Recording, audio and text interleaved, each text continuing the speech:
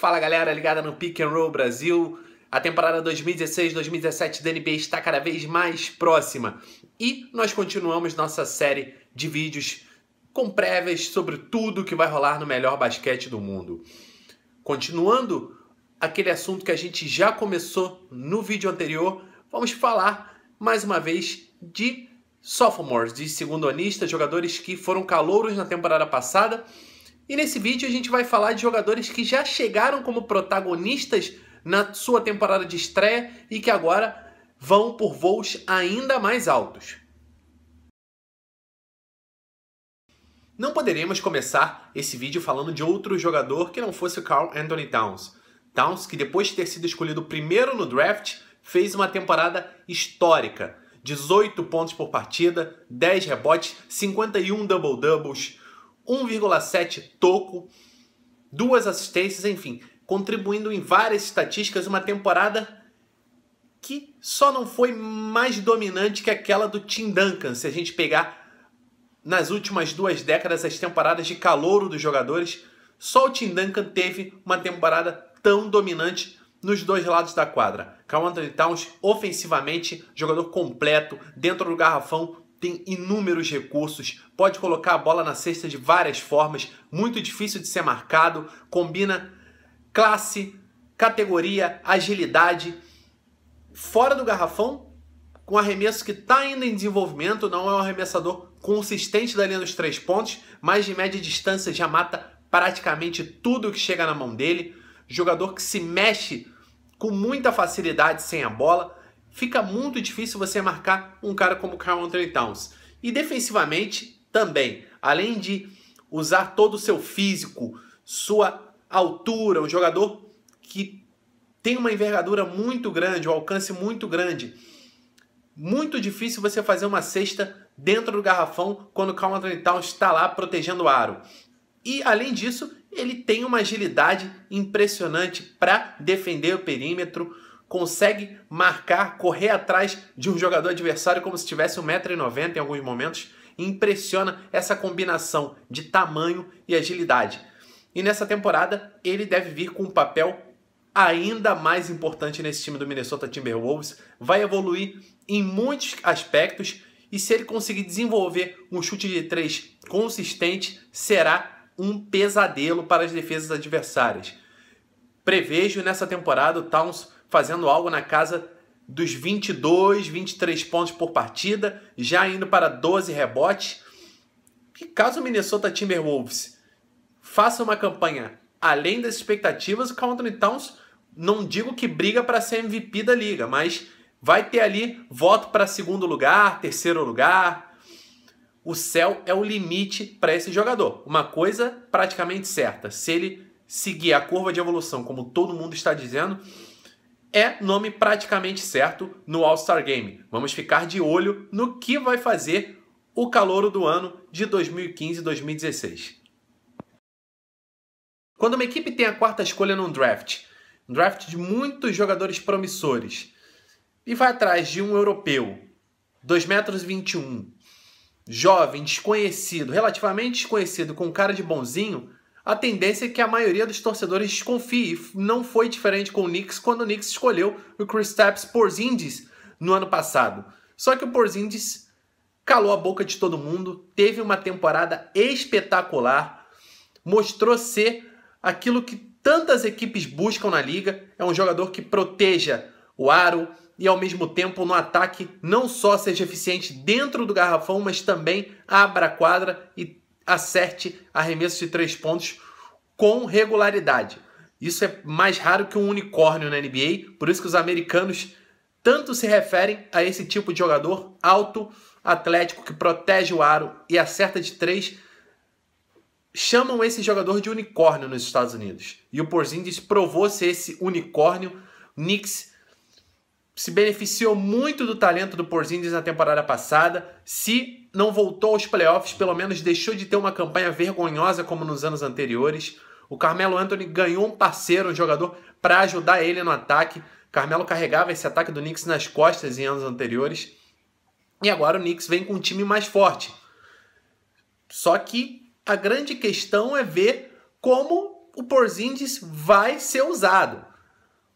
O normal é que Derrick Rose, Joakim Noah e o próprio Carmelo Anthony, em alguns momentos, embora ainda seja o protagonista desse time, que esses jogadores deem a bola na mão do Porzingis e o Porzingis use todo o seu recurso dentro do garrafão, fora dele, sua agilidade, sua agressividade para ir em direção à cesta. Que esse talento seja usado ao máximo, mas a gente sabe que isso não vai acontecer, que o Derrick Rose vai querer bola, que o Carmelo Anthony vai querer cada vez mais bola. Mesmo alguns reservas que vieram, como o caso do Brandon Jennings, jogador que demanda muita bola. É muita gente demandando bola nesse time e isso pode atrapalhar um pouco o Porzingis, principalmente nas estatísticas. Mas o Porzingis já provou que não se intimida, não se intimidou com a pressão da NBA, com a pressão de depois ter virado um ídolo instantâneo no New York Knicks com as suas atuações. A cara de bonzinho não entrega o que o jogador verdadeiramente é. É só perguntar para o LaMarcus Aldridge, para o Kevin Love, que foram vítimas de alguns rebodantes do Porzingis.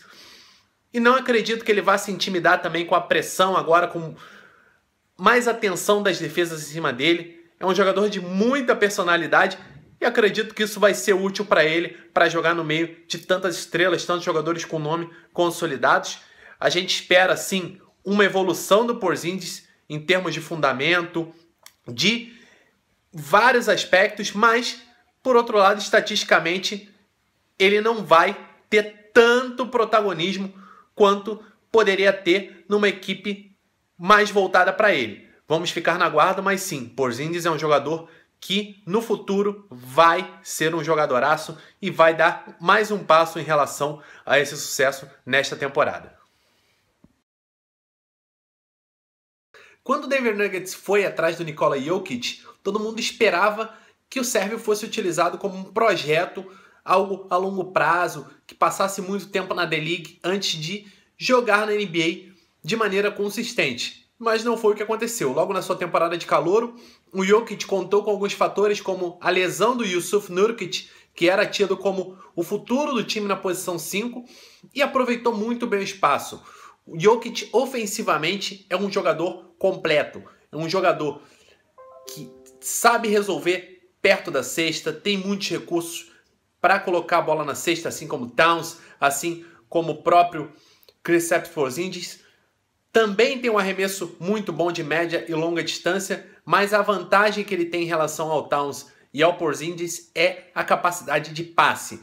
É um passador espetacular, não nega que vem da Europa que é um celeiro de pivôs passadores, tem uma facilidade de encontrar o companheiro livre, encontrar aquele atleta que está sempre cortando do perímetro em direção à cesta. O Jokic tem uma visão de quadra impressionante, um jogador muito inteligente e ofensivamente vem sendo comparado a jogadores como Marc Gasol. Por outro lado, a defesa é algo no qual o Jokic tem que colocar mais horas de treinamento, se dedicar mais. O Jokic, embora não seja nenhum ponto fraco na defesa, ainda tem alguns erros de leitura, se perde em algumas rotações e fisicamente não é um jogador tão forte. Tem dificuldade contra atletas mais fortes quando jogam de costas para a cesta. Jokic, por outro lado, é muito jovem, tem muito tempo para melhorar nesse quesito, para ganhar massa muscular e ser um jogador dominante nos dois lados da quadra. Mas o que a gente pode dizer para essa temporada 2016-2017 é que o Jokic já é o pivô titular de Denver, mesmo com a recuperação do Jusuf Nurkic. A gente sabe que a rotação de Denver está lotada de talentos em todas as posições, mas o Jokic deve ter mais minutos e com a evolução natural do seu jogo. E por que não? Já uma evolução física em relação à temporada passada será ainda mais preponderante dentro da equipe do estado do Colorado. Como jogador mais jovem da liga, o Devin Booker era tido como um projeto no Phoenix Suns. Se esperava que ele jogasse poucos minutos, que fosse entrando gradualmente e viesse como uma boa opção do banco com a sua capacidade de arremesso. Só que o Eric Bledsoe e o Brandon Knight se lesionaram, os dois titulares da armação, e a partir do final de dezembro, o Devin Booker começou a jogar minutos de titular. Começou a ser muito utilizado e não só ser muito utilizado, como estar isolado em muitos momentos e sofrer com a pressão das defesas adversárias. Devin Booker respondeu muito bem estatisticamente, teve números espetaculares. A partir do final de dezembro ele teve quase 18 pontos de média por partida até o final da temporada. O arremesso dele, que todo mundo já sabia que era muito bom, confirmou as expectativas. E ele também mostrou uma habilidade de passar a bola e distribuir o jogo. A armação do time muitas vezes ficava concentrada nas mãos do Devin Booker. Por outro lado, em termos de eficiência, ele teve problemas quando as dobras começaram a aparecer em cima dele. E esse problema não vai existir a partir da próxima temporada. Com a volta do Eric Bledsoe, do Brandon Knight, o Devin Booker vai continuar jogando muitos minutos. Provavelmente o Brandon Knight será trocado antes da metade da temporada. E eu vou falar mais sobre jogadores trocados nos próximos vídeos. Fiquem de olho. Voltando. O Devin Booker vai jogar minuto titular, só que vai ter jogadores para dividir com ele essa pressão e essa responsabilidade de armar o time. Não vai mais ter gente dobrando tanto nele, já que o Eric Bledsoe vai acabar ficando livre, sobrando livre. Nenhuma defesa vai querer isso. O Devin Booker vai ter mais espaço para desenvolver o jogo dele. E acredito que os números vão ser ainda melhores.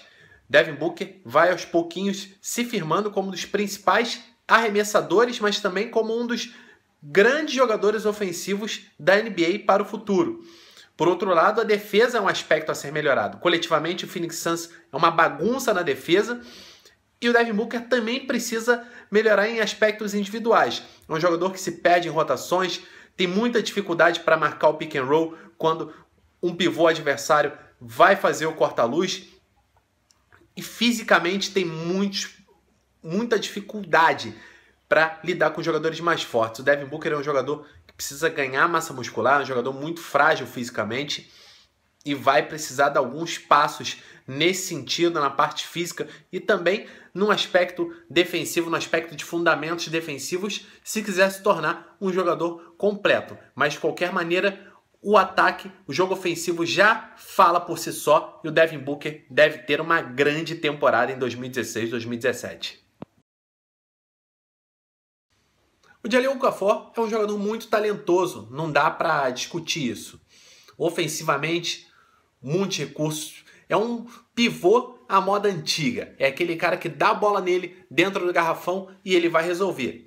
Só que não abre a quadra como é o caso do Porzingis, é o caso do Karl-Anthony Towns, o próprio Nikola Jokic. Não é esse caso. É um jogador muito restrito ao garrafão, a jogar perto da cesta e defensivamente tem muitos problemas. Por isso, não vejo o Okafor como um cara com futuro imediato nessa temporada, na próxima, tão brilhante como os jogadores que eu mencionei antes aqui nesse vídeo. Vejo sim ele com boas médias de pontos, mas também com muitos problemas para ficar em quadra em minutos finais de partidas, em momentos importantes em que a defesa é fundamental. O Okafor precisa desenvolver sua defesa na segunda temporada e agora terá concorrência pesadíssima nesse time do Philadelphia 76ers, isso se ele ficar, porque muitas trocas envolvendo o Okafor vêm sendo especuladas. O time agora tem Joel Embiid para a posição de pivô, terá o Ben Simmons e o Dario Saric que vão jogar alguns minutos na posição 4, esse garrafão lotado, sem falar no Nerlens Noel, muita gente brigando por minutos em duas posições. Isso sem falar no Richaun Holmes também, que é um jogador que entra com muita energia em quadro, um jogador jovem.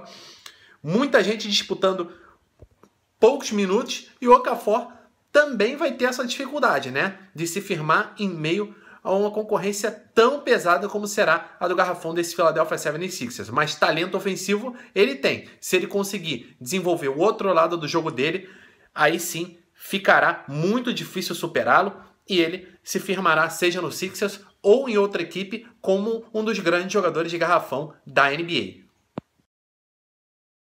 Se o Jahlil Okafor tem problemas na defesa, o mesmo não se pode dizer do Justice Winslow. Winslow é um jogador espetacular no aspecto defensivo e já mostrou isso na sua primeira temporada com o Miami Heat. Já é ao lado do Hassan Whiteside. Os dois formam a espinha dorsal da defesa de Miami. Justice Winslow no perímetro é um jogador muito difícil de passar por ele, sufoca qualquer jogador, já foi colocado à prova diante de muitas estrelas.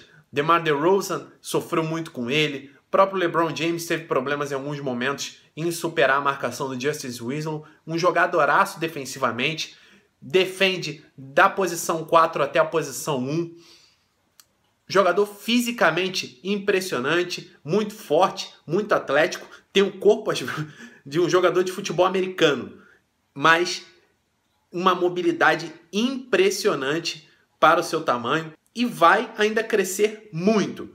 Só que ofensivamente ele ainda precisa descobrir o seu jogo. Já mostrou flashes daquilo que pode fazer. Quando ele está inspirado, quando ele está com a mão calibrada, ele é um jogador muito efetivo, mas muito inconsistente no ataque.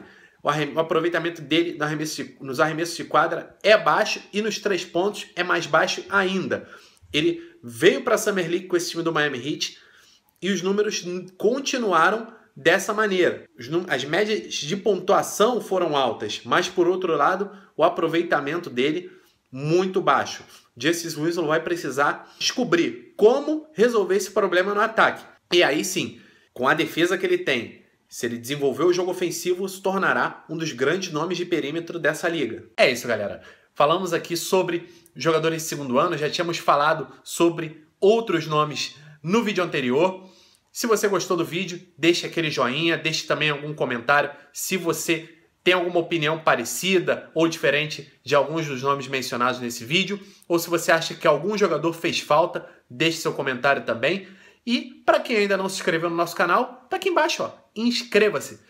Com um clique você fica por dentro, sempre que tiver um vídeo novo no ar, você já está sabendo, já pode conferir. Também tem os outros vídeos dessa série à sua disposição. Já é o 12º vídeo que tá no ar, então tem muita coisa boa para você dar uma olhada, você que ainda não viu. Nosso próximo vídeo será sobre jogadores que podem ser trocados antes da metade da temporada, do prazo limite de trocas, que é sempre ali perto do All-Star Game. Beleza, galera? Fiquem ligados no nosso canal e até o próximo vídeo. Enquanto marcado, a gente se vê. Abraço!